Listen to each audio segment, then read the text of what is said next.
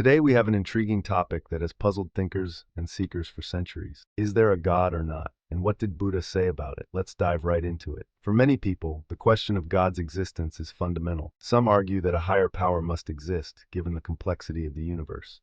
Others believe in a more scientific, evidence-based approach. But what did Buddha, one of history's greatest spiritual teachers, have to say? Firstly, it's important to know that Buddhism doesn't quite fit into the category of theistic or atheistic religions. Buddha didn't speak much about God. Instead, he focused on a different aspect of life, suffering, and how to overcome it. Buddha was born Siddhartha Gautama around 2,500 years ago in what is now Nepal. He was a prince who left his luxurious life to seek the truth about human suffering. One day, while meditating under the Bodhi Tree, Siddhartha achieved enlightenment and became the Buddha, which means the awakened one. From that moment, he dedicated his life to teaching the path to enlightenment. Interestingly, Buddha didn't deny or confirm the existence of God. Instead, he focused on practical steps to achieve personal enlightenment. He believed that debating the existence of God was a distraction from the real work of attaining inner peace and wisdom. In Buddhism, the concept of God is not central. Instead, the focus is on the Four Noble Truths. 1. The truth of suffering. 2. The cause of suffering. 3. The end of suffering. 4. The path leading to the end of suffering. Buddha taught that life is filled with suffering, but suffering can be overcome by following the Eightfold Path.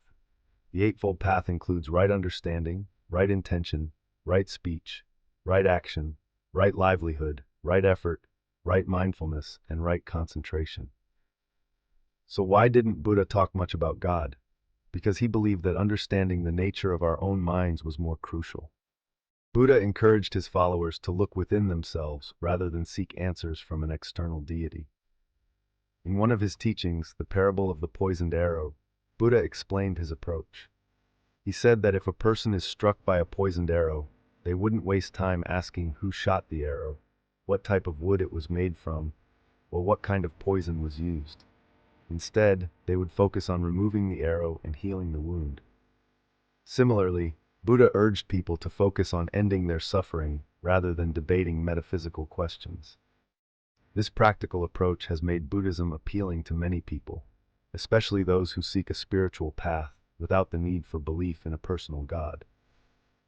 However, it's noteworthy that Buddhism does acknowledge the existence of various deities, but they are not considered supreme beings. Instead, they are seen as beings who are also subject to the cycle of birth, death, and rebirth, just like humans. Buddha's teachings emphasize self-reliance and personal responsibility. He taught that enlightenment is achievable by anyone through their own efforts. This is different from many other religions, where divine intervention is often necessary for salvation. In summary, Buddha's teachings focus on the practical aspects of life and the mind. Rather than debating the existence of God, he provided a path to overcome suffering and achieve enlightenment. This pragmatic approach has resonated with millions of people around the world, making Buddhism one of the major spiritual traditions. So what do you think? Does Buddha's perspective on God and the focus on personal enlightenment resonate with you? And if you enjoyed this deep dive into Buddhism and want to learn more about spirituality and inner peace, don't forget to subscribe to our channel, Journey to Serenity.